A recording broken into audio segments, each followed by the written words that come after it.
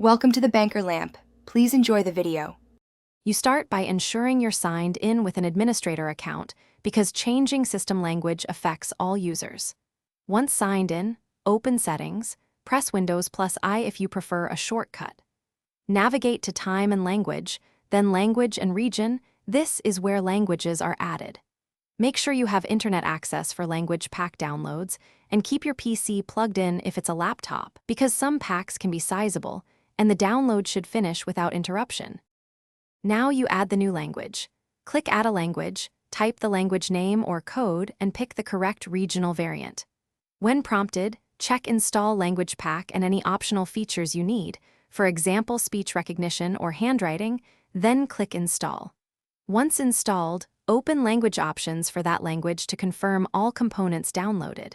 Make sure to let the install finish. Interruptions can leave partial localization and inconsistent menus, so wait for success before continuing to the next step. To apply the change, set the new language as Windows Display Language and follow prompts to sign out and back in, or restart the PC. That ensures all shell elements update. If you need the welcome screen or system accounts changed, open Administrative Language Settings and copy settings to system accounts. If some text remains in the old language, make sure the full language pack and optional features are installed. Then re-download or run Windows Update. This usually fixes missing components and finishes the transition. Thanks for watching. If this was helpful, leave a like and consider subscribing. See you next time.